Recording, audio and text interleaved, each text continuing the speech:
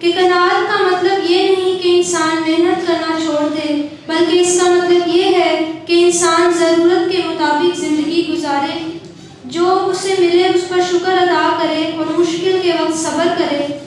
تو اس موضوع پر سب سے پہلے خیالات کا میں موقع دوں گی نونہال ربیہ مظہر کو۔ آپ سب کی زوردار تالیوں میں نونہال ربیہ مظہر۔ جو چاہتے ہو کہ تم باوقار بن کے رہو تو زندگی میں کفایت شعار بن کے رہو، دیا ہے رب نے تو بے شک تم اس کو خرچ کرو، مگر بقدر ضرورت ہو بے حساب نہ ہو۔ محترم صدر محفل، معزز اساتذہ کرام اور میرے عزیز ساتھیوں، السلام علیکم۔ آج ہم ایک ایسے دور میں سانس لے رہے ہیں جہاں انسان کے پاس سب کچھ ہے مگر دل کا سکون ناپید ہے، جہاں سہولتیں بڑھ گئی ہیں مگر قناعت گھٹ گئی ہے، جہاں آسائشیں عام ہیں مگر سادگی اجنبی بن چکی ہے۔ ایسے حالات میں اگر کوئی ہمیں راستہ دکھاتا ہے تو وہ حکیم محمد سعید کی فکر، امن اور زندگی ہے۔ ان کا ماننا تھا کہ دولت کا اصل مقصد آسائش نہیں بلکہ اجتماعی فلاح ہے۔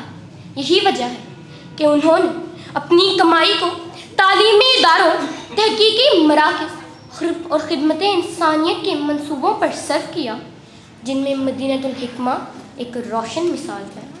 حکیم محمد سعید محض ایک طبیب نہیں تھے، وہ ایک مکمل تہذیب، ایک زندہ فکر اور ایک چلتا پھرتا نصاب تھے۔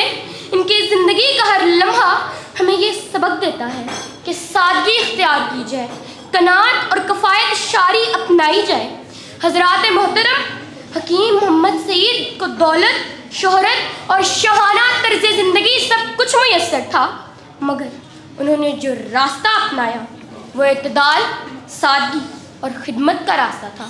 ان کا قول تھا، قومیں سادگی سے بنتی ہیں، نمود و نمائش سے نہیں۔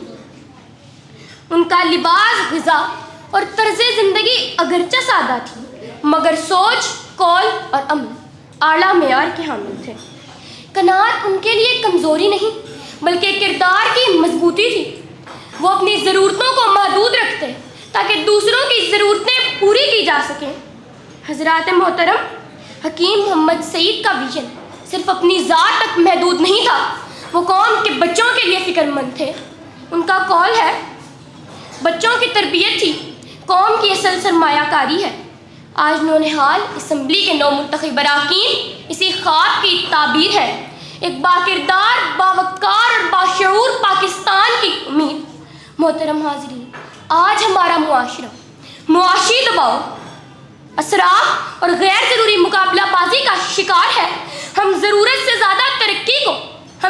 سے زیادہ خرچ کو ترقی سمجھنے لگے ہیں اور کفایت شعاری کو پس ماندگی، جبکہ حقیقت یہ ہے کہ سادگی انسان کو آزاد اور اسراف انسان کو غلام بنا دیتا ہے۔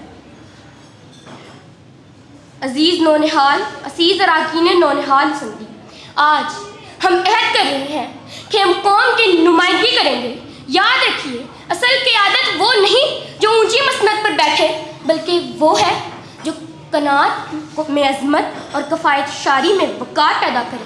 آخر میں یہ کہنا چاہوں گی، آئیے ہم سادگی کو فخر بنائیں، قناعت کو طاقت بنائیں اور کفایت شعاری کو قومی عادت۔ والسلام۔